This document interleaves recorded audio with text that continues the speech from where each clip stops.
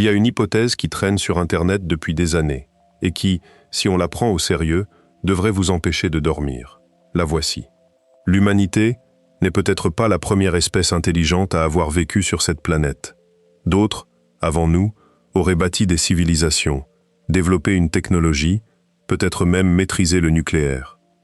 Puis elles auraient disparu, effacées par une catastrophe si complète que rien, ou presque, n'en aurait subsisté. Il ne resterait que quelques traces subtiles, des concentrations anormales d'uranium au Gabon, à peu près là où on s'attendrait à trouver des réacteurs, des signatures isotopiques qui ne colleraient pas avec les cycles naturels. Une extinction, celle de la fin du Permien il y a 252 millions d'années, qui aurait éliminé 96% des espèces marines en un temps si court, si coordonné, qu'aucun mécanisme naturel connu ne saurait vraiment l'expliquer. Voilà l'hypothèse. Elle est vertigineuse. Elle a même un nom sérieux dans la littérature scientifique. On l'appelle l'hypothèse silurienne. C'est précisément parce qu'elle est sérieuse qu'il faut la prendre au sérieux. Cela veut dire deux choses. D'abord, ne pas la balayer d'un revers de main comme on écarte une théorie du complot. Il existe, dans la géologie profonde, des anomalies réelles qui méritent d'être expliquées. Ensuite, mesurer précisément ce que ces anomalies imposent et voir si l'hypothèse extraordinaire d'une civilisation préhumaine tient debout ou si des mécanismes naturels, bien plus banals mais souvent plus étranges encore, suffisent à tout expliquer. Si cette exploration vous captive, un like et un abonnement nous aideraient énormément à continuer. Commençons par nommer ce dont on parle. En 2018, deux chercheurs, Adam Frank, de l'Université de Rochester, et Gavin Schmidt, du Goddard Institute de la NASA, publient dans la revue International Journal of Astrobiology un article au titre étrange. Ils l'appellent « The Silurian Hypothesis », l'hypothèse silurienne, en référence à un épisode de la vieille série Doctor Who où une race de reptiles intelligents aurait vécu sur Terre avant les humains. Adam Frank a raconté depuis comment l'idée lui est venue. C'était pendant une conversation avec Gavin Schmidt sur le changement climatique en cours. Schmidt lui a posé une question apparemment naïve, mais qui les a tous les deux arrêtés net. Si une civilisation industrielle avait existé sur Terre il y a 50 millions d'années, saurions-nous la reconnaître au jour? Oui, dans le registre géologique. La réponse spontanée est oui, évidemment. Puis, les deux hommes ont commencé à réfléchir sérieusement, et la réponse est devenue beaucoup moins évidente. Ils ont écrit un article qui n'est absolument pas une défense de l'idée qu'une telle civilisation aurait existé. C'est un article qui pose la question de méthode. Que faudrait-il chercher, dans quelles roches, à quelle profondeur, avec quels instruments, pour prouver ou réfuter l'existence d'une civilisation industrielle préhumaine? Et surtout, si nous n'avons rien trouvé, qu'est-ce que ce rien signifie exactement? Cet article a fait beaucoup de bruit, en partie pour de mauvaises raisons. Le titre, malicieux, a été récupéré partout comme un aveu d'existence. Or, il n'en est rien.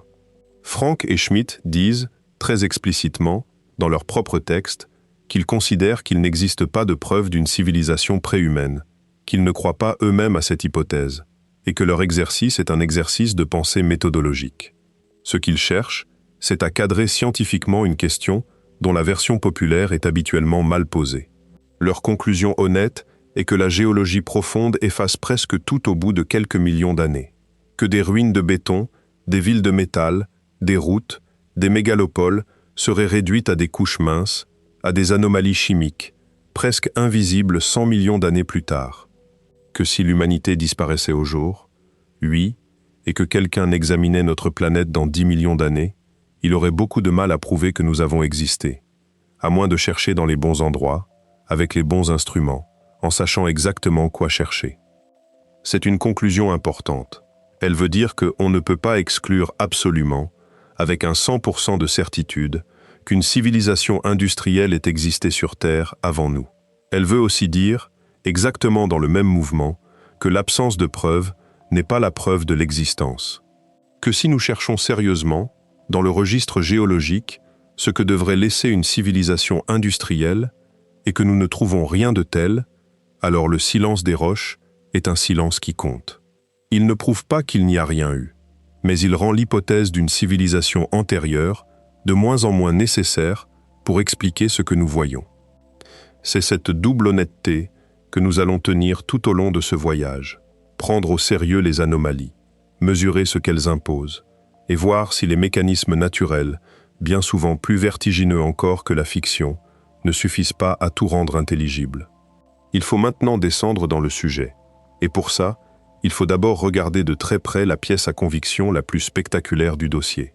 Elle se trouve en Afrique de l'Ouest, dans un petit pays d'1,5 million d'habitants, à environ 60 km de la ville de Franceville, dans la province du Haut-Ogooué, au Gabon. C'est là, dans un vieux gisement d'uranium, exploité par le groupe français Cogema à partir des années 1970, qu'on a fait l'une des découvertes les plus étranges de toute l'histoire de la géochimie. La découverte des réacteurs naturels d'Oklo. L'histoire commence en juin 1972, dans une usine de traitement d'uranium à Pierrelatte, dans la Drôme. Un ingénieur français du nom de Francis Perrin, physicien nucléaire réputé, examine un échantillon d'uranium venu du Gabon. Il vérifie, comme la procédure l'exige, la teneur de l'échantillon en uranium-235, l'isotope fissile, utilisé dans les réacteurs et dans les armes nucléaires. Dans tout minerai d'uranium naturel sur Terre, ainsi que dans les échantillons lunaires rapportés par Apollo, ainsi que dans les météorites qui tombent, la proportion d'uranium-235 par rapport à l'uranium-238 est constante, universelle, immuable, 7,20 pour 1000. Ce chiffre est une constante physique du système solaire, fixée depuis la nucléosynthèse stellaire qui a produit ces éléments il y a plus de 5 milliards d'années. Perrin lit son résultat, et il fronce les sourcils. Le rapport, dans l'échantillon d'Oklo, n'est pas de 7,20 pour 1000. Il est de 7,17 pour 1000. C'est très légèrement plus bas. C'est infime, mais c'est mesurable, et c'est impossible. On ne perd pas d'uranium-235 dans un gisement, sauf, précisément, si quelque chose s'est mis, à un moment donné, à le brûler. L'enquête qui suit va durer plusieurs années. Les géologues français descendent dans la mine, prélèvent des échantillons, cartographient les zones anormales. Ce qu'ils découvrent est stupéfiant. Le gisement d'Oklo contient 17 zones, réparties sur plusieurs kilomètres, où l'uranium-235 est appauvri. Autrement dit, 17 endroits où, à un moment donné, une réaction nucléaire s'est déclenchée et a consommé l'uranium fissile. On y retrouve les produits de fission caractéristiques que produisent les réacteurs modernes. Néodyme, aux isotopes altérés, ruthénium, en quantité anormale, xénon, prisonnier des grains minéraux. Les instruments identifient formellement la signature d'une réaction nucléaire soutenue, exactement comparable à celle qu'on obtient dans les centrales nucléaires actuelles, à une différence près, gigantesque.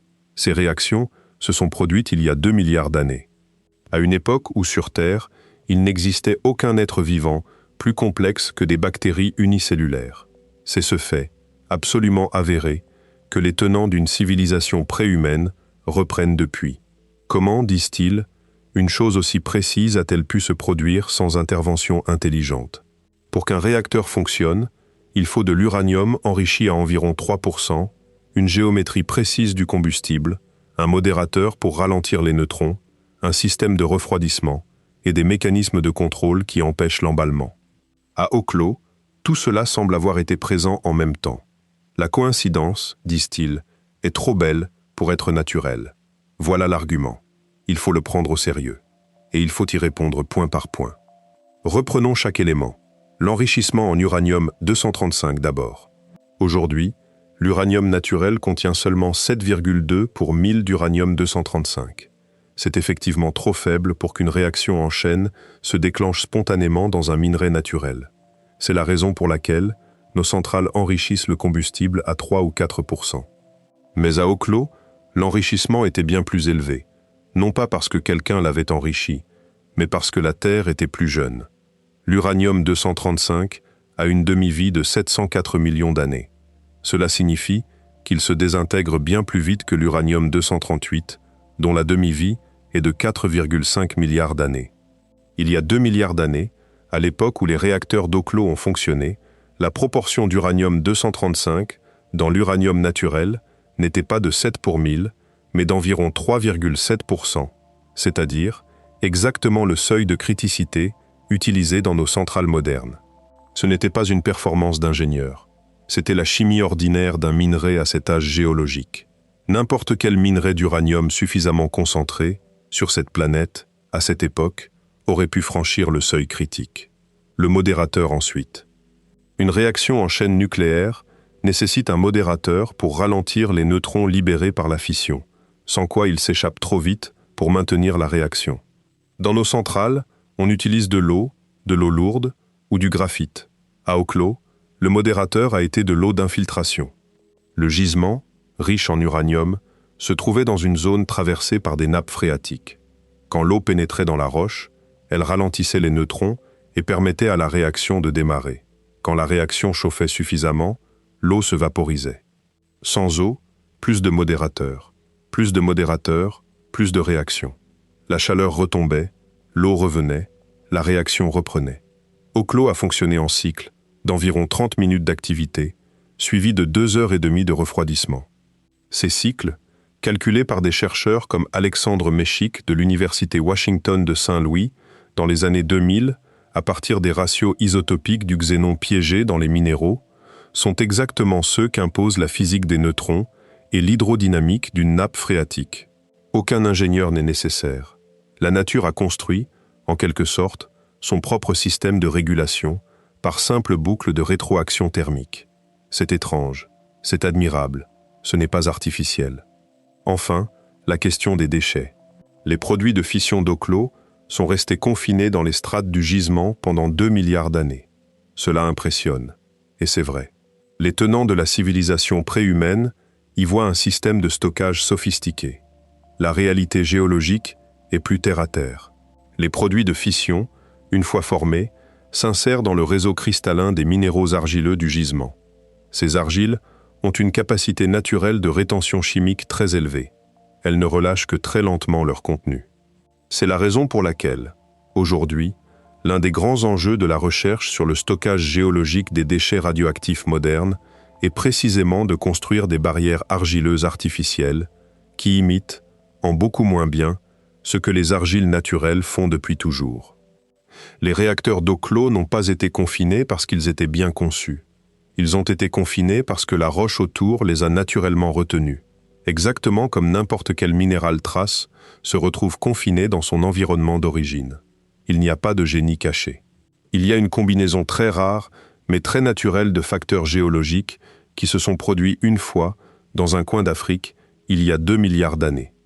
Ce qui est vraiment fascinant, dans l'histoire d'Oklo, ce n'est donc pas qu'un ingénieur préhumain ait construit un réacteur.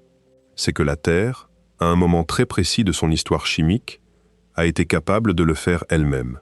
Cette fenêtre a duré quelques centaines de millions d'années au plus. Avant, il n'y avait pas assez d'oxygène dans l'eau pour dissoudre et concentrer l'uranium en gisement exploitable. Après, l'uranium-235 s'était trop désintégré pour que les gisements franchissent la criticité. Nous vivons dans une Terre qui, aujourd'hui, ne pourrait plus produire d'Oklo. La géologie a une histoire. Elle a des moments possibles et des moments impossibles. Cette leçon-là, elle vaut pour tout le reste du raisonnement qui va suivre. Puisque nous parlons de la Terre, d'il y a 2 milliards d'années, il faut s'arrêter, parce que ce moment n'est pas anodin. Il correspond à ce que les géologues appellent le grand événement d'oxygénation. Ce nom paraît technique. Il désigne pourtant l'une des transformations les plus profondes et les plus violentes que notre planète ait jamais connues. Un basculement chimique global qui a duré près d'1 milliard d'années, qui a changé la couleur des océans, la composition de l'atmosphère, la nature même de la vie possible. Et qui, au passage, a probablement provoqué la première extinction de masse de l'histoire terrestre. L'histoire commence il y a environ 3,5 à 3 milliards d'années, quand une petite bactérie insignifiante développe, quelque part dans un océan tropical, une innovation biochimique dont personne ne mesure encore l'importance. Cette innovation, c'est la photosynthèse oxygénique. Autrement dit, la capacité d'utiliser l'énergie de la lumière du soleil pour casser des molécules d'eau, en séparer l'hydrogène et l'oxygène, utiliser l'hydrogène pour fixer le carbone et rejeter l'oxygène dans l'environnement comme un déchet. Cette bactérie, ou plutôt cette lignée de bactéries, s'appelle aujourd'hui les cyanobactéries. Elles existent toujours. Elles forment ces tapis bleu-vert que l'on voit parfois flotter à la surface des étangs stagnants. Elles sont, sans aucun doute, l'organisme qui a le plus profondément transformé notre planète. Pendant plus d'1 milliard d'années, l'oxygène qu'elles produisaient a été absorbé aussi vite qu'il apparaissait, capté par le fer dissous dans les océans, par les gaz volcaniques réducteurs, par toutes les molécules oxydables qui traînaient. Les océans étaient alors verts parce que le fer ferreux, à l'état soluble, colore l'eau. Ils étaient aussi troubles et anoxiques, sans une seule molécule d'oxygène libre. Puis, il y a environ 2,4 milliards d'années, quelque chose bascule. Les puits de captation se saturent. L'oxygène commence à s'accumuler dans l'atmosphère. Sa concentration passe, très progressivement, de 0 à environ 1%, puis à quelques pourcents au fil des centaines de millions d'années suivantes. Ce chiffre paraît modeste, mais ses conséquences sont apocalyptiques. Pour la biosphère de l'époque, entièrement composée d'organismes anaérobies, adaptés à un monde sans oxygène, ce gaz est un poison mortel. L'oxygène est un oxydant puissant. Il abîme les enzymes, oxyde les membranes, déstabilise les molécules complexes.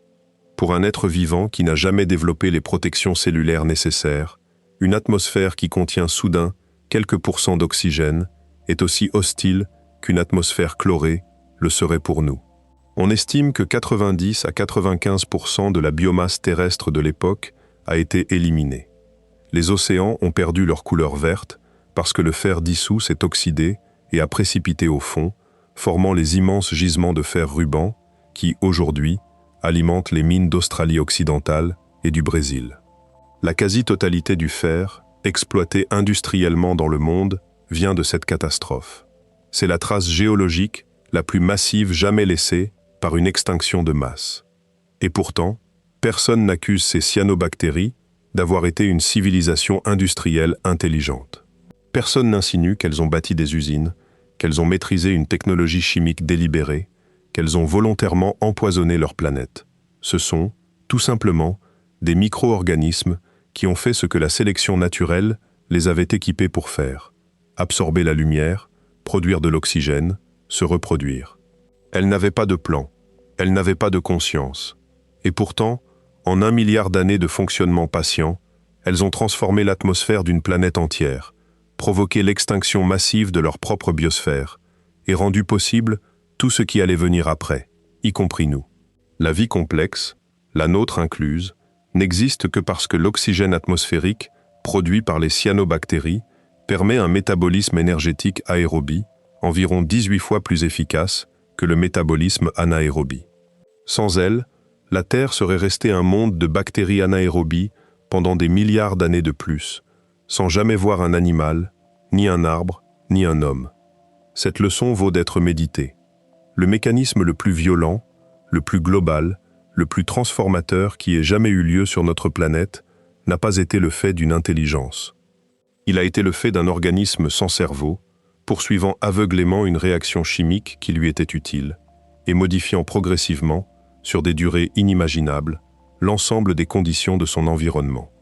Quand nous cherchons, dans les strates géologiques, la trace d'une civilisation préhumaine intelligente, il faut toujours se souvenir que la Terre, elle, sans aucune intelligence, est capable de transformations extraordinaires.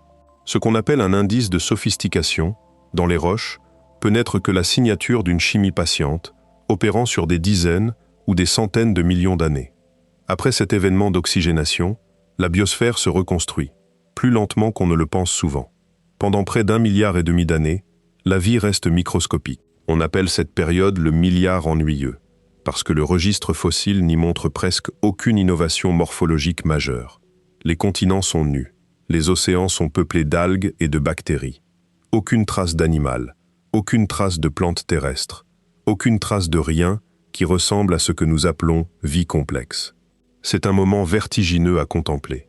Pendant 1,5 milliard d'années, la Terre a été une planète d'algues, sans exception, sans deuxième chance. Si une civilisation industrielle préhumaine avait dû apparaître, elle n'aurait pas pu émerger pendant cette période. Il n'y avait pas de tissu vivant assez complexe pour ça. La chimie de la vie n'y était pas encore. La vie complexe, celle qui construit des corps macroscopiques, celles qui pourraient un jour porter un système nerveux capable de fabriquer des outils, arrivent tard. Extraordinairement tard. Il faut attendre environ 600 millions d'années avant notre époque pour que quelque chose commence enfin à ressembler à ce que nous appellerions un écosystème animal. Ce moment porte un nom dans le lexique géologique. Il s'appelle l'explosion cambrienne. Mais il faut, avant elle, passer par un préambule dont on parle moins et qui pourtant éclaire tout le reste. Ce préambule s'appelle la faune d'Ediacara. Il y a environ 575 millions d'années, dans un océan encore peu peuplé, apparaissent les premiers organismes multicellulaires macroscopiques dont nous ayons trace fossile. Découverts pour la première fois en 1946 dans les collines d'Ediacara, en Australie du Sud, par le géologue Reg Sprigg, ces organismes portent aujourd'hui des noms qui sonnent comme des poèmes préhistoriques. Dickinsonia, Charnia, Kimberella. Ce sont des formes plates, souvent circulaires ou en fronde, sans bouche ni anus, sans système nerveux identifiable, sans squelette. Ils vivent posés sur le fond marin ou faiblement enfouis dans les sédiments, absorbant probablement des nutriments à travers leur surface entière. Ils ressemblent à des méduses aplaties, à des tapis vivants, à des sculptures étranges. Ils sont, en un sens, la première tentative de la vie de sortir du microscopique pour construire des corps. Et cette tentative dure environ 40 millions d'années, avant de s'éteindre presque entièrement, dans une des extinctions les plus discrètes et les plus complètes de l'histoire. Puis, vers 540 millions d'années, c'est l'explosion. En quelques dizaines de millions d'années à peine, une durée courte à l'échelle géologique, apparaissent presque tous les plans d'organisation animale que la Terre connaîtra ensuite. Arthropodes, avec leurs pattes articulées, mollusques avec leurs coquilles, vers annelés, cordés qui donneront un jour les vertébrés. Le schiste de Burgess, en Colombie-Britannique, découvert en 1909 par le paléontologue américain Charles Walcott, en garde aujourd'hui la trace magnifique. On y voit des créatures aux formes fantastiques, 5 yeux sur un tube frontal pour Opabinia, corps segmenté avec des épines pour Hallucigenia, prédateur redoutable pour Anomalocaris. La vie invente, expérimente, essaye tous les corps possibles. Mais même à cette étape, aucun de ces organismes n'a de cerveau digne de ce nom. Ce sont des systèmes nerveux distribués, capables de sentir, de réagir, de se déplacer, sans conscience individuelle au sens où nous l'entendons. Il faudra encore des centaines de millions d'années d'évolution avant qu'un cerveau vertébré digne de ce nom apparaisse. Il faudra la colonisation des continents par les plantes, puis par les arthropodes, puis par les tétrapodes. Il faudra la longue histoire des poissons, des amphibiens, des reptiles, des dinosaures, des mammifères.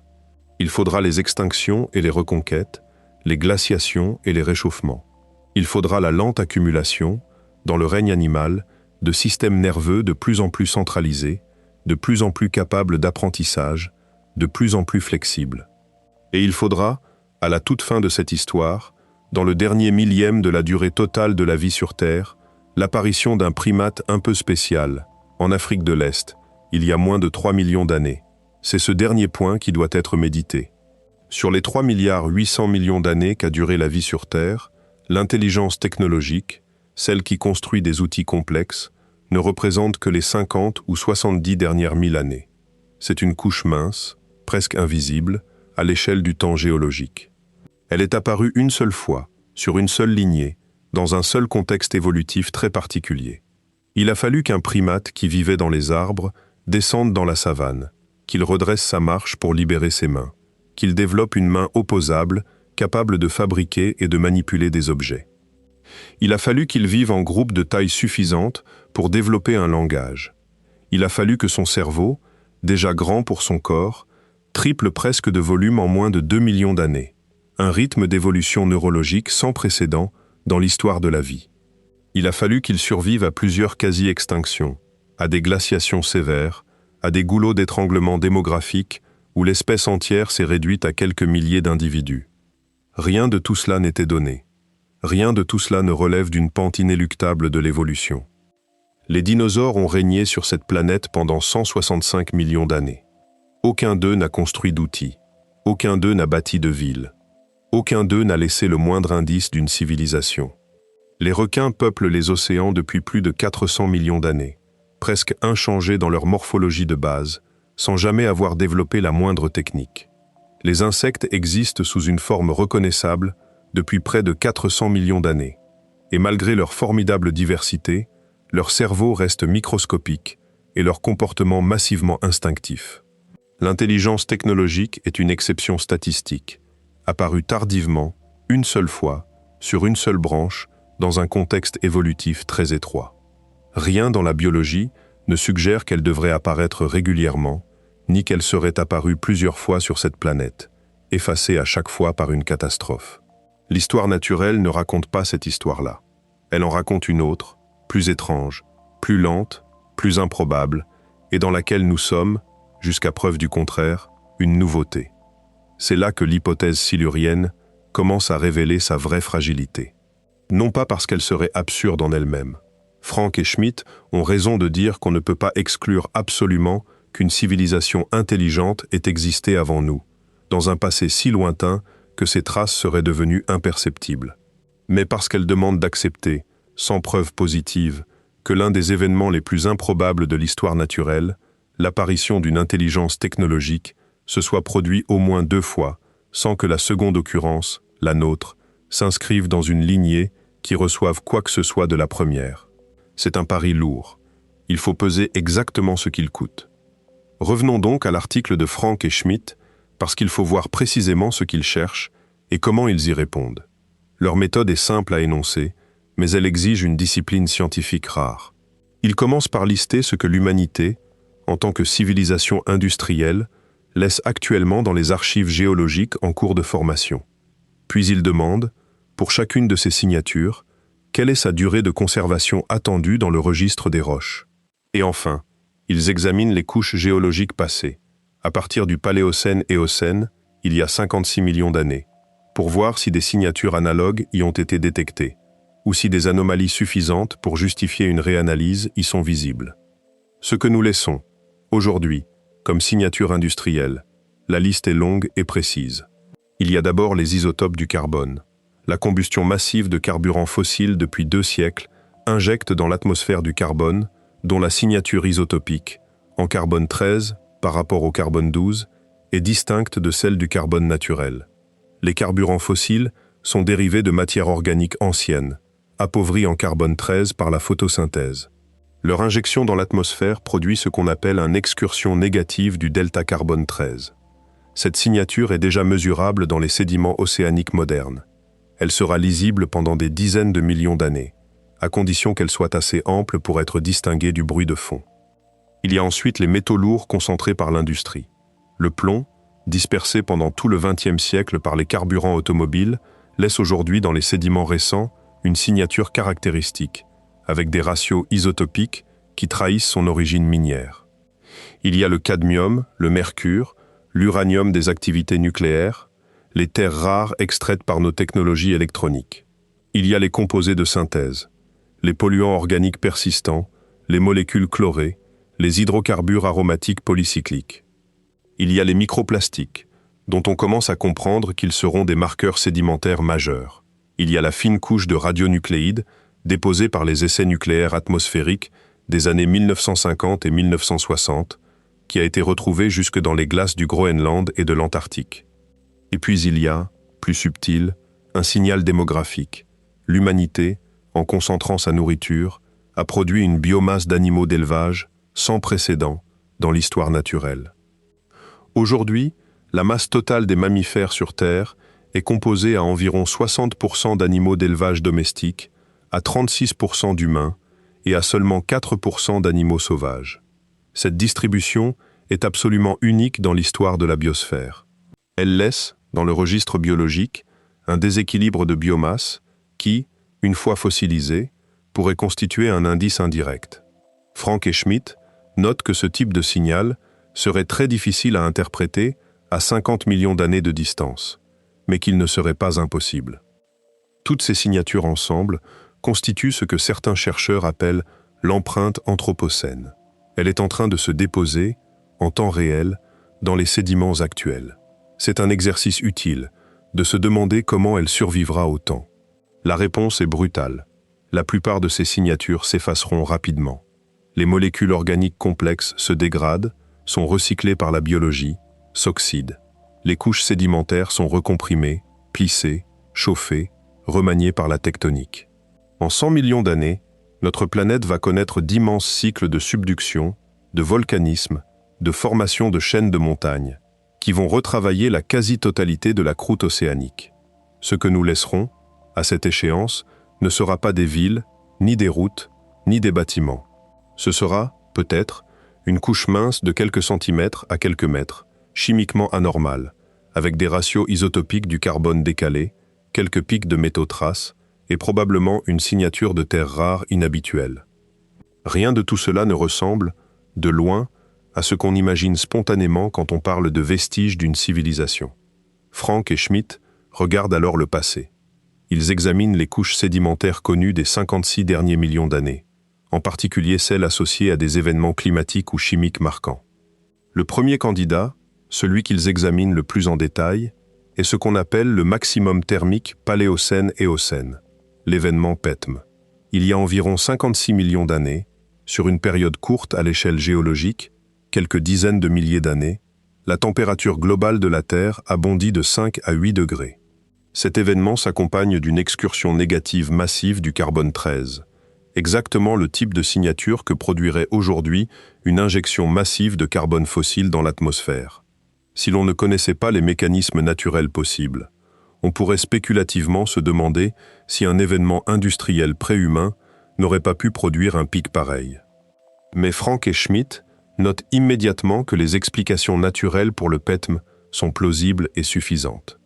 On connaît plusieurs candidats: une déstabilisation massive des hydrates de méthane océaniques, un volcanisme intense, un dégazage lié à l'ouverture de l'Atlantique Nord, un dégagement de carbone organique par oxydation de sédiments soulevés. Aucune de ces hypothèses n'a été définitivement tranchée, mais toutes sont crédibles au regard des données. Aucune ne nécessite d'invoquer une civilisation. Et surtout, aucune ne présente d'autres signatures corrélées qui devraient accompagner une industrie. Il n'y a pas, dans les sédiments du PETM, de pics caractéristiques de métaux lourds industriels, pas de résidus de plutonium ou d'isotopes radiogéniques anormaux, pas de traces stratigraphiques de matériaux synthétiques persistants. Le PETM ressemble à une catastrophe climatique naturelle, pas à une empreinte d'usine. La conclusion de leur article est donc, à la fois, ouverte et rigoureuse. Ouverte, parce qu'ils reconnaissent que si une civilisation préhumaine avait existé, ces traces auraient probablement été très difficiles à distinguer aujourd'hui des fluctuations naturelles. Rigoureuse, parce qu'ils reconnaissent aussi que rien, dans les données disponibles, ne pousse à préférer l'hypothèse industrielle à l'hypothèse naturelle. Absence de preuve n'est pas preuve d'absence, mais elle n'est pas non plus preuve d'existence. Et surtout, ils appellent à ce que la recherche future se concentre sur des signatures très spécifiques, très rares, qu'aucun processus naturel ne peut produire, et qui, si elles étaient trouvées, changeraient réellement la donne. Ces signatures rares et spécifiques, il vaut la peine de les nommer précisément, parce qu'elles constituent le test décisif de toute prétendue civilisation industrielle disparue. Elles sont peu nombreuses, mais elles ont une propriété extraordinaire. Elles ne peuvent pas être produites par des processus géologiques ou biologiques naturels. Si on les trouvait, il faudrait accepter qu'une intelligence technologique a existé. Si on ne les trouve pas, il faut accepter que l'hypothèse industrielle est de moins en moins soutenable. La première de ces signatures est le plutonium-244. C'est un isotope du plutonium extrêmement rare, produit uniquement dans les explosions de supernovas et, artificiellement, dans les réacteurs à neutrons rapides et dans certaines détonations nucléaires militaires. Sa demi-vie est de 81 millions d'années. C'est une valeur remarquable pour notre question, parce qu'elle est exactement dans l'ordre de grandeur qui permet de survivre à des dizaines de millions d'années tout en restant détectable si la source initiale a été suffisamment massive. Depuis les années 1950, l'humanité a produit plusieurs centaines de kilos de plutonium-244 dans le monde. Une civilisation industrielle mature, exploitant l'énergie nucléaire à grande échelle pendant des siècles, en aurait produit des tonnes. Une partie non négligeable en serait aujourd'hui présente dans les sédiments contemporains de son existence. Or, dans les carottes sédimentaires prélevées dans les couches profondes du Paléogène, du Crétacé, du Jurassique, Aucune trace anormale de plutonium-244 n'a jamais été détectée. Les seules traces trouvées correspondent exactement à celles attendues d'une origine cosmique, c'est-à-dire de poussière de supernovas anciennes tombées lentement sur Terre depuis la formation du système solaire. La deuxième signature est le technétium-99. Cet isotope de longue durée de vie, avec ses 211 000 ans de demi-vie, n'a strictement aucune source naturelle sur Terre. Il n'existe pas dans les minéraux terrestres. Il ne se forme dans aucune roche. Il est produit uniquement par la fission de l'uranium ou du plutonium dans les réacteurs artificiels et par une réaction de neutrons dans certains dispositifs militaires. C'est un marqueur signature absolu de l'activité nucléaire industrielle. Aujourd'hui, on en trouve dans les sédiments récents, précisément à cause des essais nucléaires et de l'industrie nucléaire civile. À 211 000 ans de demi-vie, le technétium-99, introduit il y a 50 millions d'années, aurait déjà été fortement décomposé, mais des quantités massives auraient laissé des traces mesurables. On n'en trouve nulle part dans les couches anciennes. La troisième signature, plus subtile, concerne les isotopes stables du carbone déjà mentionnés, mais avec un raffinement. Une civilisation industrielle massive doit brûler du carbone fossile à des rythmes qui dépassent largement les rythmes naturels du cycle carbonique. La signature qu'elle laisse doit être non seulement une excursion isotopique négative, mais aussi une excursion rapide, à l'échelle de quelques milliers d'années au maximum, incompatible avec les mécanismes purement biologiques ou volcaniques. Le PETM, à cet égard, est ambigu. Son excursion isotopique est massive, mais elle est étalée sur plusieurs dizaines de milliers d'années au moins, ce qui est cohérent avec un dégazage volcanique ou méthanique naturel, et pas nécessairement avec une combustion industrielle brève. D'autres candidats plus rapides ont été cherchés dans le registre géologique. Aucun n'a été trouvé avec la signature qu'imposerait une industrie. La quatrième signature est la présence de matériaux artificiels persistants. Les métaux extraits par des humains sont raffinés à des puretés qui n'existent nulle part dans la nature. Le cuivre pur, l'aluminium métallique, l'acier inoxydable sont des états physiques que la géologie ne produit pas spontanément. Bien sûr, ces matériaux se corrodent et se dispersent avec le temps. L'aluminium métallique redevient de l'oxyde d'aluminium en quelques millénaires. L'acier redevient de la rouille, mais leur passage laisse, dans les sédiments, des signatures chimiques et isotopiques très particulières, notamment des ratios isotopiques de fer, de cuivre et de zinc qui trahissent une origine industrielle. Ces ratios ont été cherchés, ils n'ont pas été trouvés. La cinquième et dernière signature, peut-être la plus puissante, concerne les mégastructures observables depuis l'orbite. Une civilisation ayant atteint un stade industriel mature laisse, dans la topographie de la planète, des traces de très longue durée. Grandes mines à ciel ouvert, tranchées ferroviaires, canaux, digues, tumulus artificiels, périmètres agricoles réguliers.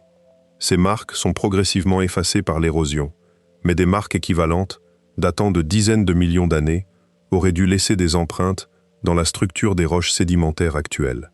Les géophysiciens ont cartographié en détail les subsurfaces continentales avec des méthodes sismiques et gravimétriques. Aucune anomalie n'a été détectée qui suggère la présence d'anciennes infrastructures. Toutes les structures anormales trouvées dans le sous-sol correspondent, sans exception, à des phénomènes naturels connus, plis tectoniques, intrusions magmatiques, formations sédimentaires particulières. Il y a un point important qu'il faut ajouter ici. L'argument central des tenants d'une civilisation préhumaine consiste souvent à dire qu'un temps très long finit par tout effacer, et que par conséquent, on ne peut pas invoquer l'absence de traces comme preuve d'absence. Cet argument a un noyau vrai, souligné par Frank et Schmidt eux-mêmes. Il est trompeur pourtant, pour une raison précise. Certains isotopes, comme le plutonium-244, avec ses 81 millions d'années de demi-vie, ont été précisément choisis parce qu'ils survivent à ces échelles de temps. Ils sont les tests qui devraient, si l'hypothèse industrielle était juste, révéler quelque chose. Leur absence, elle, n'est pas due à un effacement du temps. Elle est due à leur non-production initiale. Autre point important, la croûte terrestre, malgré les cycles tectoniques, conserve encore aujourd'hui d'immenses portions de continents anciens. Les cratons, ces vieux blocs continentaux d'Afrique, d'Australie, du Canada, contiennent des roches qui datent de plusieurs milliards d'années et qui n'ont jamais été refondues. Les fossiles trouvés dans le schiste de Burgess ont 500 millions d'années. Les stromatolites d'Australie occidentale en ont 3,5 milliards. Le registre géologique n'est pas effacé partout. Il conserve, dans certains endroits, une mémoire chimique et biologique remarquablement fine des époques les plus lointaines. C'est précisément dans ces cratons stables que l'on chercherait, en priorité, des signatures industrielles anciennes. On les a cherchées, on n'a rien trouvé. Il faut, avant de plonger dans le Permien lui-même, examiner brièvement quelques objets particuliers que les tenants d'une civilisation préhumaine invoquent presque systématiquement. Parce que si les grands isotopes signatures manquent, l'argumentation se replie souvent sur des artefacts prétendument anormaux, présentés comme des trouvailles impossibles à expliquer sans intelligence antérieure. Ces objets méritent un examen sérieux, précisément parce qu'ils sont mobilisés avec insistance dans la littérature du sujet, et parce que leur véritable histoire est presque toujours plus intéressante que la version fantastique. Prenons d'abord les fameuses sphères de Klerksdorp, découvertes dans les années 1970 dans les mines de pyrophylite d'Ottosdal, en Afrique du Sud. Ce sont de petites boules métalliques d'environ 2 à 10 cm, parfaitement rondes pour certaines, présentant des rainures parallèles à l'équateur. Elles sont extraites de couches sédimentaires datant d'environ 2,8 milliards d'années, ce qui, si elles étaient artificielles, en ferait effectivement les objets les plus anciens jamais fabriqués. Des sites internet complotistes présentent régulièrement ces sphères comme des artefacts d'origine intelligente. La géologie, elle, en a fait le tour depuis longtemps. Les analyses par diffraction de rayons X, publiées dès les années 1980 par des géologues sud-africains comme Bruce Cairncross, ont démontré que ces sphères sont des concrétions naturelles composées d'hématite ou de pyrite, formées par précipitation autour d'un noyau organique dans un environnement sédimentaire particulier. Les rainures équatoriales correspondent à des zones de croissance différenciées liées à la stratification du sédiment encaissant. Chaque paramètre de leur morphologie est explicable par la géochimie ordinaire. Des sphères similaires, moins spectaculaires visuellement, se forment aujourd'hui dans les sédiments marins profonds et sont bien connus des géologues. Rien d'artificiel. Prenons ensuite les tubes de Baigong, découverts en 2002 dans la province chinoise du Qinghai, sur le plateau tibétain. Ce sont des structures cylindriques métalliques, principalement de fer et d'oxyde ferrique, encastrées dans les parois d'une grotte au pied du mont Baigong. Les diamètres varient de quelques centimètres à plus d'1 mètre. Les tenants d'une civilisation antérieure y voient les vestiges d'un système hydraulique vieux de 150 000 ans, présumément construit par des extraterrestres ou par des humains oubliés. L'analyse géologique, conduite par une équipe chinoise dès 2003, a proposé une explication différente et infiniment plus banale. Les tubes sont probablement des racines fossilisées de conifères anciens, imprégnées d'oxyde de fer par percolation d'eau minéralisée à travers les sédiments, puis conservées dans la roche encaissante quand les racines organiques se sont décomposées. Ce phénomène de pipe fossile est bien documenté dans plusieurs régions du monde, notamment dans le sud de la France, dans certaines régions d'Amérique du Nord et dans plusieurs formations géologiques d'Asie. Les analyses isotopiques du carbone résiduel dans les tubes de Baigong sont compatibles avec une origine végétale. La date de 150 000 ans, quand elle est mentionnée, est celle de la formation géologique environnante, pas des tubes eux-mêmes. Prenons enfin le fameux marteau de London, découvert en 1936 par les époux Hahn au Texas, un marteau à tête de fer et manche en bois pétrifié, trouvé encastré dans une roche présentée par les créationnistes comme datant du Crétacé, soit plus de 100 millions d'années. L'objet est régulièrement invoqué dans la littérature Out of Place Artifact. Les géologues qui l'ont analysé, notamment John Cole, dans les années 1980, ont conclu de manière convaincante à un phénomène de cimentation récente. Il n'est pas rare, dans certains climats, qu'un objet abandonné à la surface soit progressivement enveloppé par une croûte de carbonate de calcium précipité à partir des eaux souterraines calcaires. Ces croûtes peuvent se former en quelques décennies seulement et donner l'illusion d'une inclusion géologique ancienne. Le marteau de London, à l'examen métallurgique, correspond à une facture industrielle américaine du XIXe siècle.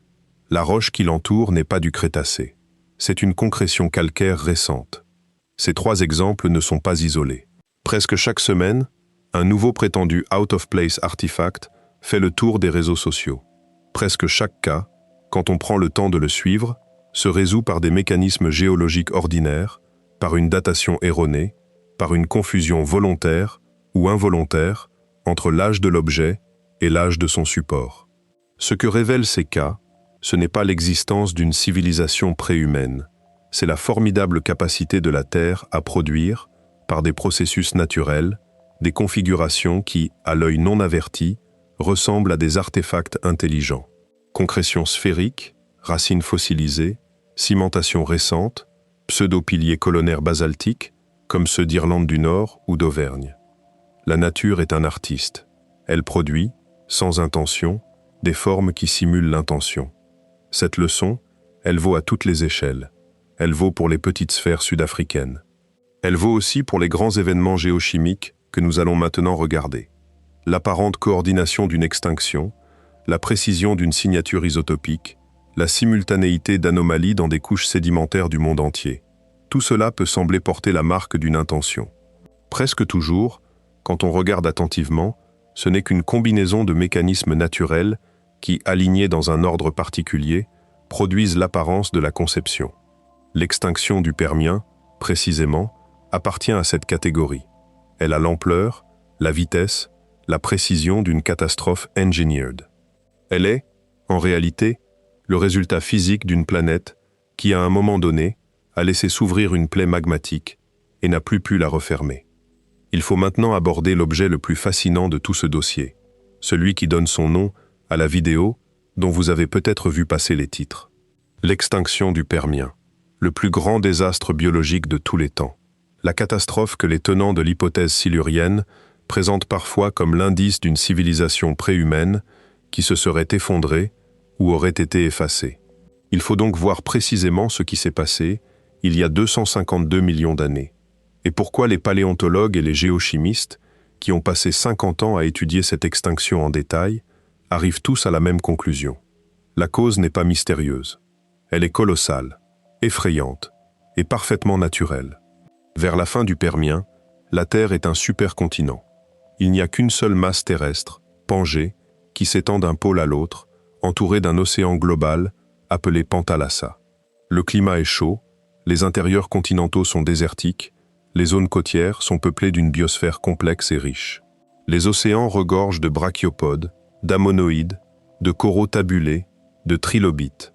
Sur Terre, les reptiles mammaliens dominent les continents. Les insectes ont diversifié leurs formes bien au-delà de ce qu'ils sont aujourd'hui, avec des libellules géantes, aux ailes larges comme des serviettes de table. La biosphère est mature. Puis, en un temps très court, tout s'effondre. Environ 96% des espèces marines disparaissent. Environ 70% des espèces terrestres disparaissent. C'est un chiffre absolument sans équivalent dans les 5 extinctions majeures de l'histoire de la vie. À côté du Permien, la disparition des dinosaures, il y a 66 millions d'années, semble presque modeste. Presque toute la biodiversité complexe de la planète est éliminée en un intervalle très court. Il faudra ensuite plus de 10 millions d'années à la vie pour retrouver une diversité comparable à ce qu'elle était avant.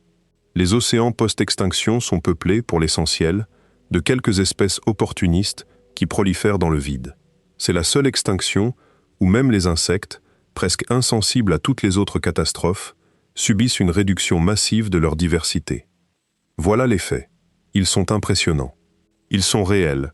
Ils sont documentés dans des milliers de coupes stratigraphiques à travers le monde, depuis la falaise de Meishan en Chine, qui sert de section de référence internationale, jusqu'au gisement de l'Oural, en passant par les couches sédimentaires du Karoo en Afrique du Sud et les schistes de Salt Range au Pakistan. La cause de cette extinction, pendant longtemps, est restée un mystère. Plusieurs hypothèses ont été avancées et abandonnées. Une chute d'astéroïdes géants, un peu comme celui de la fin du Crétacé. Un basculement climatique global, d'origine inconnue. Une explosion cosmique proche, un sursaut gamma peut-être. Aucune de ces hypothèses n'a résisté à l'examen. On n'a pas trouvé de cratère d'impact d'une taille correspondante. Les signatures chimiques attendues d'une catastrophe extraterrestre ne sont pas là. les datations ne collent pas avec les hypothèses cosmiques.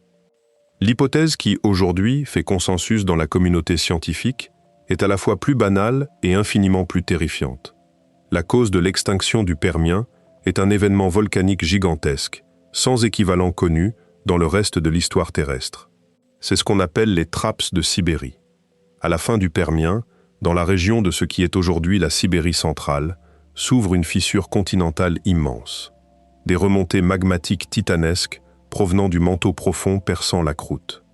Pendant environ 2 millions d'années, cette région va cracher, en épisodes successifs, des quantités inimaginables de lave basaltique. On estime le volume total à environ 4 millions de kilomètres cubes. Pour donner une idée à échelle humaine, cela correspond à couvrir la France entière sous une couche de basalte de 7 km d'épaisseur. C'est l'événement volcanique le plus massif attesté sur Terre depuis au moins 1 milliard d'années. Aujourd'hui encore, les TRAPS de Sibérie forment un plateau basaltique qui couvre plus de 2 millions de kilomètres carrés, une surface équivalente à 4 fois la France, avec des empilements de coulées atteignant plusieurs kilomètres d'épaisseur. Mais ce n'est pas la lave elle-même qui tue, c'est ce qu'elle libère. En traversant les couches sédimentaires du bassin de Tunguska, riche en charbon, en gaz et en évaporite, le magma des TRAPS chauffe et vaporise ces matières organiques anciennes. Il rejette dans l'atmosphère des quantités massives de dioxyde de carbone, de méthane, de dioxyde de soufre, d'acide chlorhydrique, de fluorure. On parle de plusieurs dizaines de milliers de gigatonnes de carbone injectées en moins de 2 millions d'années. C'est plus qu'il n'y en aurait si l'humanité brûlait, aujourd'hui, l'intégralité des réserves fossiles connues, plusieurs fois de suite.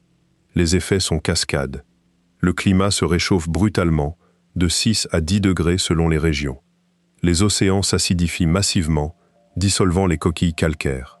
Les océans profonds deviennent anoxiques, privés d'oxygène, incompatibles avec la vie animale complexe.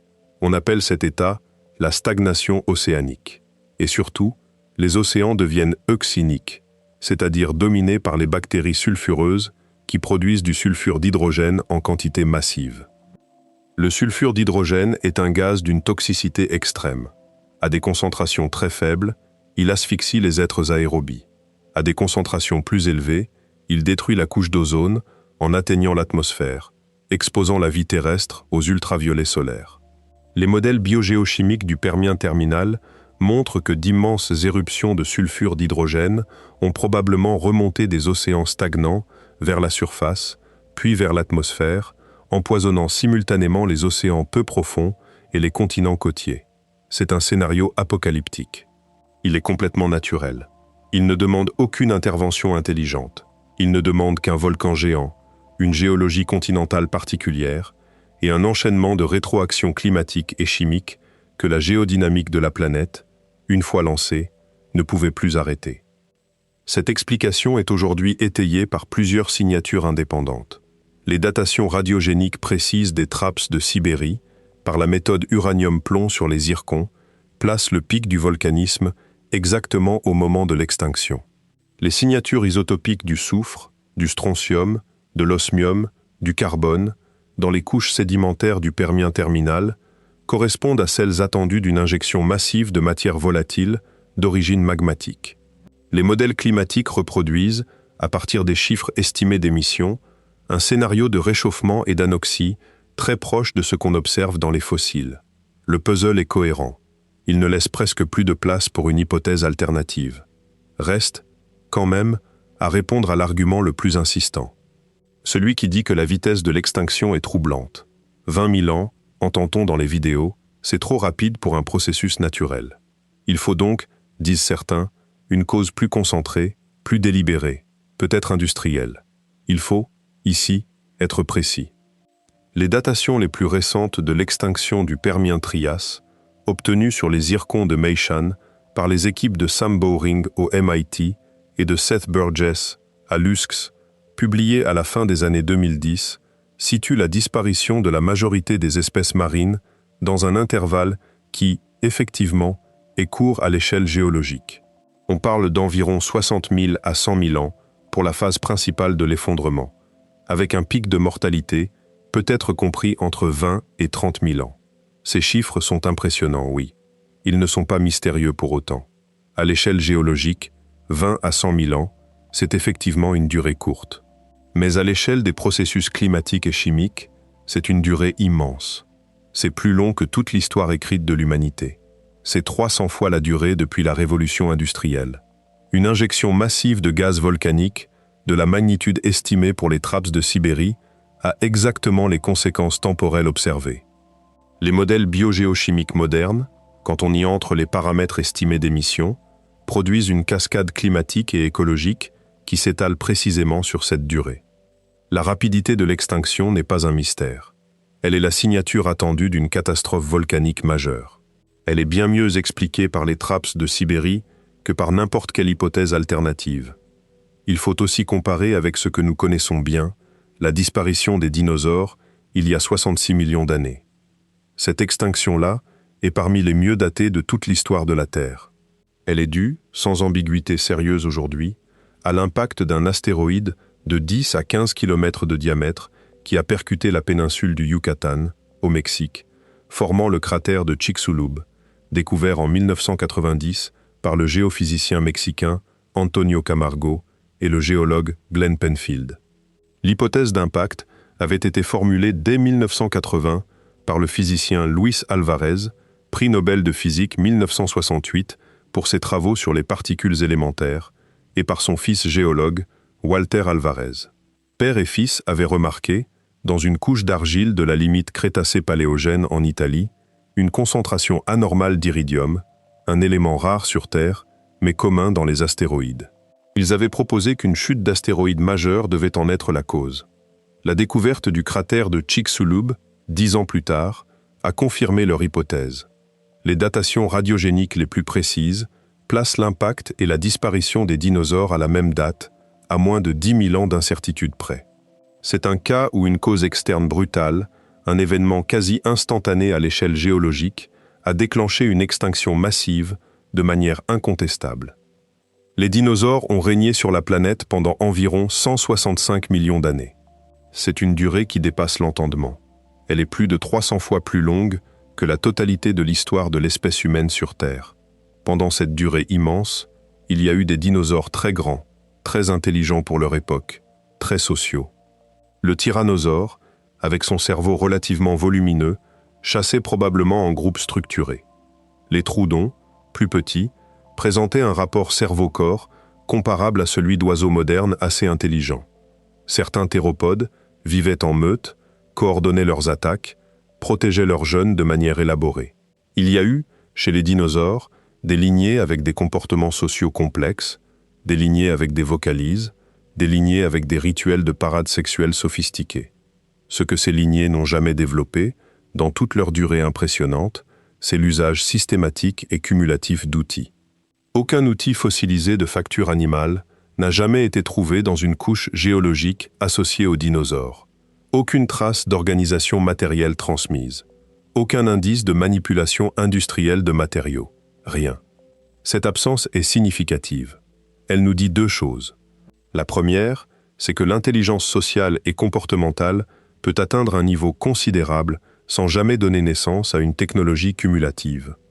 Les grands corvidés, comme les corbeaux ou les geais, ont des cerveaux remarquablement complexes, rapportés à leur taille, et ils utilisent des outils simples dans certaines conditions.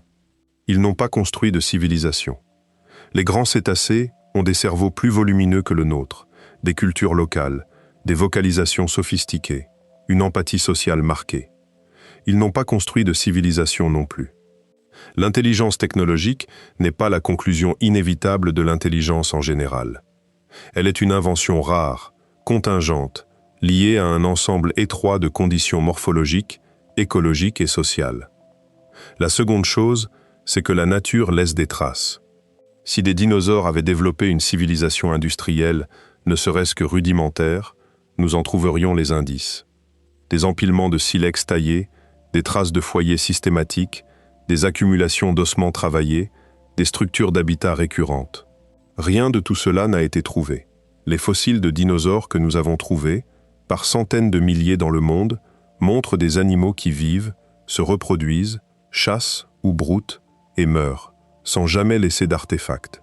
Cette absence, à travers 165 millions d'années de règne, est un argument massif contre l'idée qu'une civilisation industrielle non humaine aurait pu exister sans laisser de traces détectables. À plus courte échéance encore, on connaît la trace des mammifères qui ont suivi les dinosaures. Depuis 66 millions d'années, la lignée qui va des petits mammifères insectivores du Paléocène jusqu'aux hominidés d'aujourd'hui a produit une immense diversité de formes. Les premiers primates apparaissent il y a environ 55 millions d'années. Les grands singes, il y a une trentaine de millions d'années. Les hominidés bipèdes, il y a environ 6 millions d'années. Le genre Homo, il y a un peu plus de 2 millions d'années. Et l'espèce Homo sapiens, la nôtre, il y a environ 300 000 ans, avec ses premières traces technologiques cumulatives, en Afrique de l'Est, puis dans tout l'ancien monde. Cette généalogie est bien connue, bien datée, bien documentée. Il n'y a pas de trou dans cette histoire, où une civilisation industrielle préhumaine pourrait discrètement se glisser sans être détectée. Elle serait incohérente avec ce que nous savons de la dynamique évolutive des grands singes, des premiers hominidés et des liens phylogénétiques entre notre espèce et ses ancêtres. Il y a, néanmoins, une inversion qu'il faut prendre au sérieux, parce qu'elle donne à toute cette réflexion son vrai sens. Ce n'est pas le passé qui est le plus troublant, quand on regarde attentivement l'hypothèse silurienne, c'est le présent. Ou plus exactement, c'est le miroir que le passé nous tend, quand nous y projetons notre propre destin possible. Notre civilisation est en train, en ce moment même, de laisser dans le registre géologique une empreinte qui, si elle persistait, serait suffisamment nette pour être identifiée dans plusieurs dizaines de millions d'années. Cette empreinte a un nom. Elle s'appelle l'Anthropocène. Le terme a été popularisé au début des années 2000 par le chimiste néerlandais Paul Crutzen, prix Nobel de chimie 1995 pour ses travaux sur la couche d'ozone, et par le biologiste américain Eugene Stormer. Il proposait de considérer que l'ampleur des modifications humaines, de la biosphère, de la géochimie et du climat justifiait de reconnaître une nouvelle époque géologique, distincte de l'Holocène qui l'avait précédée depuis 11 700 ans. La proposition a été discutée pendant plus de 20 ans par la Commission internationale de stratigraphie. En 2024, un vote formel a rejeté l'inscription officielle de l'Anthropocène dans la charte géologique, jugée prématurée par la majorité des géologues, mais le terme reste largement utilisé dans la littérature scientifique pour désigner l'empreinte industrielle contemporaine. Cette empreinte, elle est déjà en place. Les sédiments récents des océans, des lacs, des estuaires, contiennent une couche caractéristique d'isotopes radioactifs, déposés par les essais nucléaires atmosphériques des années 1950 et 1960. Le césium-137, le strontium-90, le plutonium-239 forment un pic distinct qui restera lisible pendant des dizaines de milliers d'années. Les concentrations de plomb, de mercure, de cadmium ont fortement augmenté depuis 2 siècles, laissant dans les sédiments une signature métallique nette. Les microplastiques, dont la production a explosé depuis les années 1950, se retrouvent aujourd'hui dans absolument toutes les couches sédimentaires en cours de formation, depuis les fosses océaniques les plus profondes jusqu'aux calottes polaires. La suie industrielle, dispersée globalement par la révolution industrielle, forme un marqueur noir reconnaissable dans les carottes de glace. Le radiocarbone atmosphérique a été durablement modifié par la combustion des carburants fossiles, laissant dans les cernes, des arbres et dans les coquilles de mollusques une signature chronologique caractéristique. Ce sont ces signatures, projetées dans le futur, qui devraient nous inquiéter. Non pas parce qu'elles ressembleraient à celles d'une civilisation antérieure, précisément parce qu'elles ne ressembleraient à rien de ce qu'on trouve dans le registre préhumain. C'est là que le raisonnement se retourne. Frank et Schmitt eux-mêmes le disent explicitement dans leur article. La véritable question posée par l'hypothèse silurienne n'est pas de savoir si quelqu'un a existé avant nous. C'est de savoir ce que nous, en tant que civilisation, allons laisser derrière nous. Et si notre propre trajectoire va s'inscrire, comme celle des Traps de Sibérie, il y a 252 millions d'années, comme une catastrophe géochimique brève, mais massive dans les strates de la planète. Cette réflexion prend une résonance particulière quand on la met en regard avec un autre phénomène, plus proche de nous, moins spectaculaire, mais tout aussi instructif, la perte de savoir par les civilisations humaines. Il y a environ 3200 ans, dans la région qui s'étend de l'Égypte à la Grèce, en passant par le Levant, l'Anatolie et la Mésopotamie, tout un système de civilisation effondre en moins d'un siècle. Le royaume hittite s'écroule, sa capitale Hattusa brûle. Les royaumes cananéens sont détruits. Le palais mycénien de Pylos disparaît dans les flammes. L'Égypte ancienne survit de justesse, ses frontières attaquées par des peuples de la mer dont les archéologues débattent encore de l'origine. Ce que l'historien américain Eric Klein appelle, dans son livre paru en 2014, l'effondrement de l'âge du bronze, est un événement dont on redécouvre chaque année la complexité et l'ampleur. Il combine, semble-t-il, plusieurs causes concomitantes. Sécheresse régionale, tremblements de terre, migration, dysfonctionnement systémique d'un réseau commercial intégré, pression démographique, invasion. Ce qui nous intéresse ici, c'est ce qui suit cet effondrement. En moins de 2 siècles, l'écriture linéaire B, utilisée par les Mycéniens pour tenir leur registre administratif, est totalement oubliée. Elle disparaît. Il faudra attendre 1952 pour qu'elle soit déchiffrée à nouveau par l'architecte anglais Michael Ventris, à partir de tablettes exhumées. Pendant plus de 3000 ans, cette écriture est illisible, alors même que ces supports matériels, les tablettes d'argile cuites au feu par les incendies des palais, ont survécu en abondance dans le sol. La technique existait. La mémoire s'était perdue. L'exemple romain est encore plus étonnant. L'Empire romain a maîtrisé, sur des siècles, une technique de béton hydraulique d'une qualité exceptionnelle. Le béton romain, mélangé à des cendres volcaniques du Vésuve, appelé pouzzolane, durcit sous l'eau et présente une résistance qui, aujourd'hui encore, dépasse celle de la plupart des bétons modernes équivalents. Les ports antiques de Césaréa, de Portus, les voûtes du Panthéon, les aqueducs de Ségovie ont survécu 2000 ans dans des conditions climatiques ou marines qui auraient détruit du béton moderne standard en un siècle. Or, cette technique a été perdue après la chute de l'Empire d'Occident, au 5e siècle, et il a fallu attendre 2017 pour qu'une équipe de chercheurs de Berkeley, menée par Mary Jackson, en comprenne définitivement le secret chimique. Pendant plus de 1500 ans, l'Europe n'a pas su reproduire une technique dont les résultats étaient sous ses yeux, dans les monuments qu'elle continuait d'utiliser tous les jours. Ce cycle de l'oubli n'est pas propre à l'Antiquité. La civilisation minoenne, avec son écriture linéaire A, non déchiffrée à ce jour. Le peuple de l'Indus, dont l'écriture reste incompréhensible malgré 100 ans d'efforts. Les Mayas, dont les glyphes ne sont vraiment lisibles que depuis les travaux de Yuri Knorozov dans les années 1950. Les techniques industrielles chinoises anciennes, redécouvertes en Occident après des siècles de retard.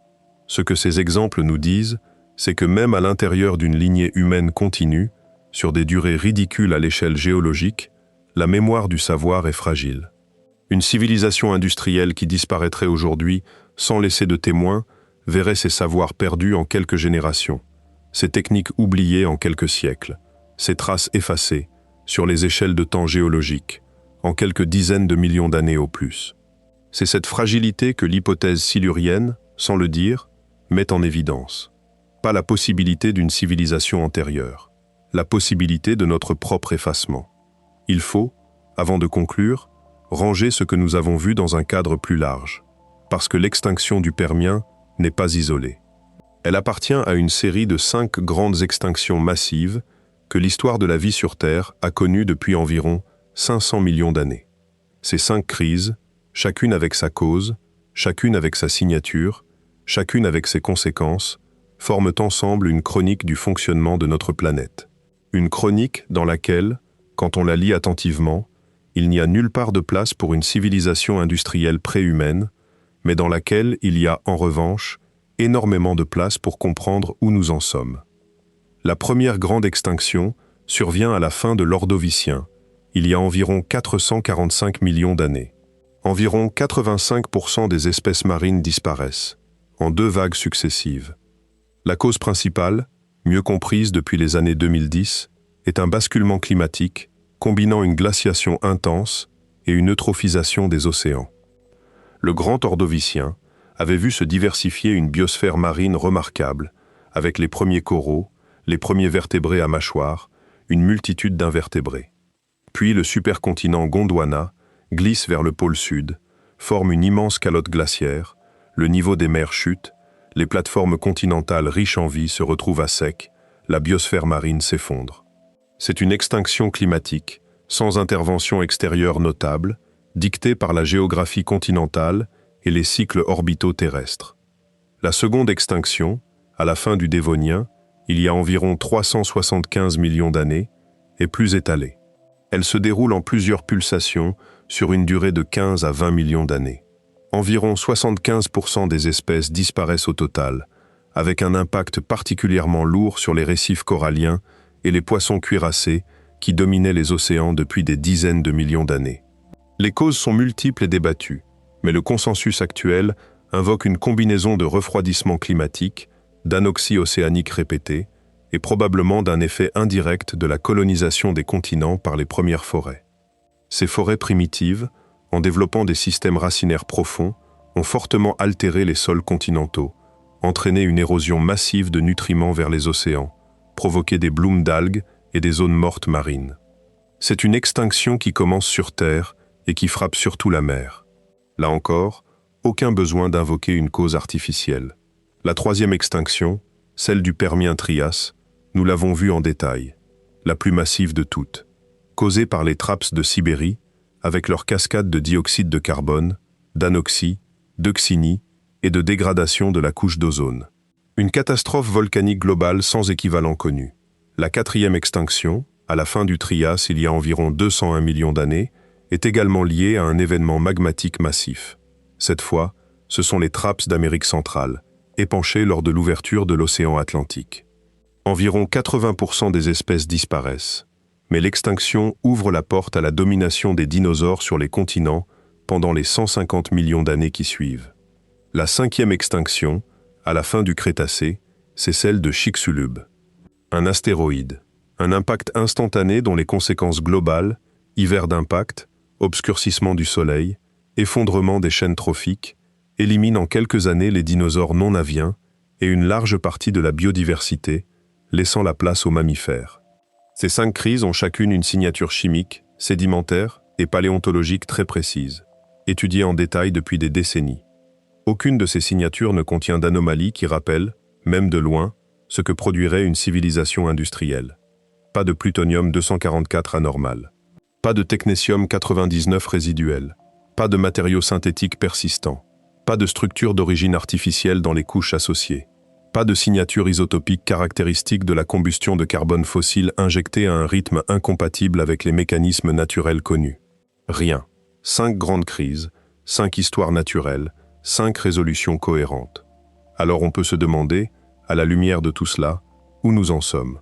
Nous, la civilisation humaine industrielle.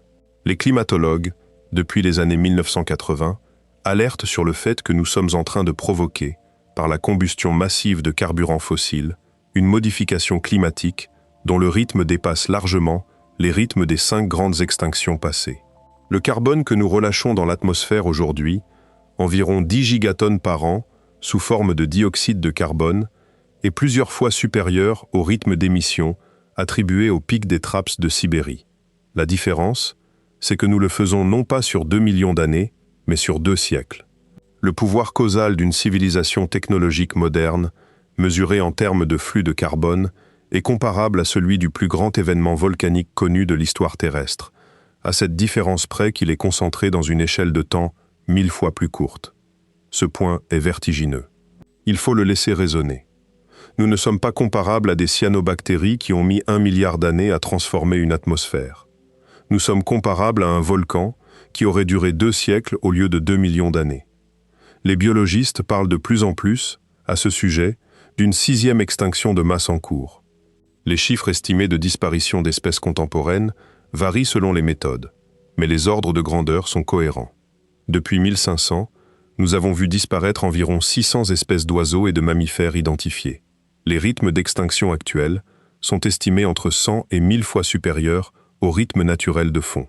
Si cette accélération se maintient sur les prochains siècles, nous produirons, dans les registres géologiques futurs, une signature paléontologique comparable à celle des 5 crises passées. Et l'ironie, ici, doit être notée. Ce qui inquiète l'hypothèse silurienne, ce n'est pas que quelqu'un ait pu exister avant nous. C'est que nous, en existant maintenant, sommes peut-être en train de faire ce que d'autres n'ont jamais réussi à faire, et qui pourrait tout aussi bien effacer, dans quelques millions d'années, la mémoire de ce que nous avons été. Frank et Schmitt le disent en substance dans leur article. La question qu'ils posent n'est pas rétrospective, elle est prospective. Elle ne concerne pas des siluriens fantomatiques que nous chercherions dans les roches du Permien. Elle concerne nos propres traces futures et la nature exacte de la civilisation industrielle en tant que régime géochimique planétaire. C'est à ce point qu'il faut, avant de refermer, ramasser ce que nous avons appris. Non pas comme un bilan sec, mais comme un basculement de perspective. Parce que le voyage que nous venons de faire, quand on le regarde d'un peu loin, n'était pas au fond ce qu'il prétendait être. Nous avons commencé par examiner la question d'une civilisation industrielle préhumaine, en interrogeant les traces qu'elle aurait pu laisser dans les roches et dans la glace. Nous avons visité les réacteurs naturels d'Oklo au Gabon, et nous avons vu que la Terre, à un moment très particulier de sa jeunesse, avait été capable d'allumer elle-même des feux nucléaires sans aucune ingénierie. Nous avons visité l'événement d'oxygénation, et nous avons vu que des micro-organismes sans cerveau avaient transformé une atmosphère entière et provoqué la première grande extinction de la vie sur cette planète. Nous avons visité l'explosion cambrienne, et nous avons vu combien tardivement les corps complexes étaient apparus, et combien lentement, ensuite, ils avaient dû évoluer avant que quelque chose ressemblant à une intelligence technologique émerge. Nous avons visité l'article de Frank et Schmitt, et nous avons vu comment 2 scientifiques rigoureux avaient posé la question, patiemment, méthodiquement, sans céder aux tentations spectaculaires. Nous avons regardé les 5 isotopes tests qui devraient trahir toute civilisation industrielle ancienne, et nous avons vu qu'aucun ne se manifestait dans les couches géologiques du passé. Nous avons ensuite plongé dans l'extinction du Permien. Nous avons vu que la catastrophe la plus complète qu'a connue la vie sur cette planète, celle qui a éliminé 96% des espèces marines, n'était pas mystérieuse. Elle était l'œuvre des Traps de Sibérie, un événement volcanique gigantesque qui, en quelques centaines de milliers d'années, avait libéré des quantités inimaginables de gaz à effet de serre, acidifié les océans, épuisé leur oxygène, envahi l'atmosphère de sulfure d'hydrogène. Un scénario apocalyptique, entièrement naturel, entièrement documenté.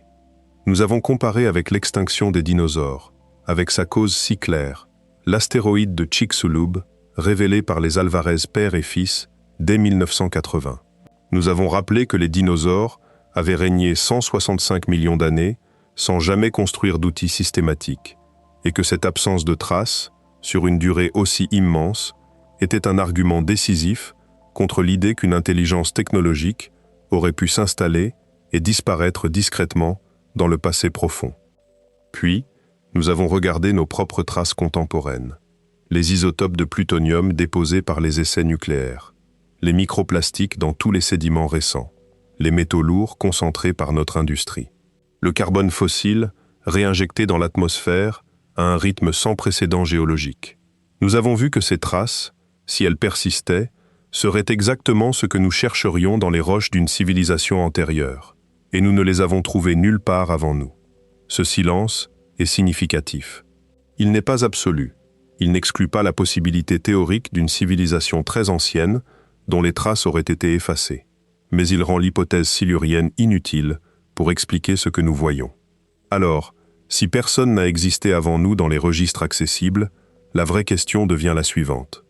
Que faisons-nous, nous, en ce moment même, de la planète que nous habitons? Et surtout, quelle empreinte allons-nous laisser derrière nous? C'est là que le raisonnement se retourne complètement. L'hypothèse silurienne, si on la lit bien, n'est pas un roman sur des atlantes reptiliens. C'est un miroir tendu à notre propre civilisation. Un miroir qui nous demande, sans détour, si nous allons durer ou si nous allons finir, à notre tour, comme une couche mince et chimiquement anormale dans les strates d'une planète qui nous survivra sans trop y penser. Frank et Schmitt eux-mêmes concluent leur article par une réflexion qui n'a rien de rassurant. Ils écrivent, en substance, que si une civilisation industrielle a existé avant nous, nos chances de la détecter sont faibles. Et que si nous n'en trouvons aucune trace, Cela peut vouloir dire deux choses très différentes. Soit qu'aucune civilisation antérieure n'a jamais émergé, ce qui est cohérent avec la rareté extrême de l'intelligence technologique que nous voyons dans l'histoire naturelle. Soit qu'aucune civilisation industrielle ne dure jamais assez longtemps pour laisser une trace significative, parce que l'industrialisation elle-même est un processus intrinsèquement instable qui produit rapidement ses propres conditions d'effondrement. Les deux hypothèses sont troublantes de manière différente. La première nous dit que nous sommes seuls, à travers les âges, dans une histoire naturelle qui n'a pas de raison particulière de produire des espèces comme nous. La seconde nous dit que si des civilisations comme la nôtre apparaissent, elles ne survivent pas. Ce que Frank et Schmitt ne disent pas explicitement, mais qui découle rigoureusement de leur cadre, c'est que nous sommes en ce moment même en train de tester expérimentalement laquelle de ces deux hypothèses correspond au monde. Nous sommes en train de vivre le premier siècle où l'humanité aura, comme espèce, un pouvoir causal comparable à celui des traps de Sibérie. Nous sommes en train d'écrire, dans les sédiments qui se déposent aujourd'hui au fond des océans, dans les glaces qui se forment cet hiver au pôle, dans l'atmosphère que nous respirons chaque matin, la couche géochimique qui portera, pour les prochaines dizaines de millions d'années, la signature de notre civilisation. Cette couche, elle est en cours de fabrication. Nous en sommes les artisans. Elle sera lisible par tout géologue futur, humain ou non humain, qui viendra étudier notre planète dans 10 ou 100 millions d'années. Elle sera, quoi que nous fassions, notre témoignage physique. La seule question ouverte, c'est ce qu'elle dira de nous.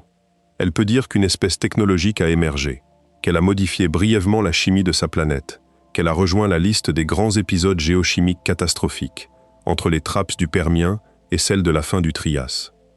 Elle peut aussi dire qu'une espèce a émergé, a compris ce qu'elle était en train de faire, a réorienté ses pratiques, a inauguré une manière durable d'habiter la planète, et a persisté au-delà de la crise industrielle initiale. Ces deux futurs sont, à cette heure, ouverts. Aucun n'est joué d'avance. Aucun n'est empêché par les lois physiques. La décision est en cours. Elle n'est pas prise par un individu ni par une génération. Elle est prise, jour après jour, par le tissu entier de la civilisation. Il faut, dans le fond, retenir ceci. L'hypothèse silurienne, prise au sérieux, n'inquiète pas parce qu'elle raconterait un passé effrayant. Elle inquiète parce qu'elle nous montre à quel point notre présent est fragile, à quel point la mémoire des civilisations, la persistance des savoirs, l'inscription des traces sont des choses précaires à l'échelle des roches. Si nous disparaissons demain, nous serons oubliés, très rapidement, par la Terre elle-même. Elle continuera de tourner. Ses continents dériveront. Ses océans avanceront et reculeront. Elle produira d'autres extinctions et d'autres explosions de vie. Elle ne se souviendra de nous que dans une couche mince d'anomalies isotopiques, illisibles à qui ne saurait pas quoi chercher. Ce n'est ni tragique, ni consolant. C'est la réalité du temps profond. Ce qui reste à notre disposition, à cette heure, c'est ce qu'aucune couche géologique ne peut nous enlever. Le choix. Le choix, chaque semaine, chaque année, chaque décennie, d'orienter notre civilisation vers une durée plus longue plutôt que vers un pic bref. Le choix de considérer que notre place dans l'histoire naturelle n'est ni écrite d'avance, ni impossible à changer. Le choix de ne pas rejoindre volontairement la liste des grandes catastrophes géochimiques, alors même que nous en avons les moyens matériels. Ce choix n'est pas grandiose. Il ne demande pas d'héroïsme extraordinaire. Il demande, plutôt, une attention patiente, une lucidité sans complaisance, une manière de vivre qui accepte que la planète soit un système fini et non un décor infini. Ce que l'hypothèse silurienne nous donne, en creux, c'est le rappel que nous sommes une couche géologique en train de se déposer, et que cette couche, nous en écrivons la chimie en ce moment même. Alors ce soir, avant de refermer les paupières, imaginez la Terre dans 10 millions d'années. Aucun humain sur cette planète. Aucun bâtiment reconnaissable. Aucune route, aucune ville, aucun visage. Mais dans les strates, quelque part, une couche mince, à peine visible pour qui ne sait pas la lire, portant les isotopes du plutonium des essais nucléaires, la signature carbonée de la révolution industrielle, la trace des microplastiques dans les sédiments profonds. Cette couche, quelqu'un peut-être la trouvera, un être curieux d'une lignée future ou d'une espèce venue d'ailleurs. Il comprendra, en la voyant, qu'une intelligence a existé, qu'elle a bâti quelque chose, et que ce quelque chose s'est effondré.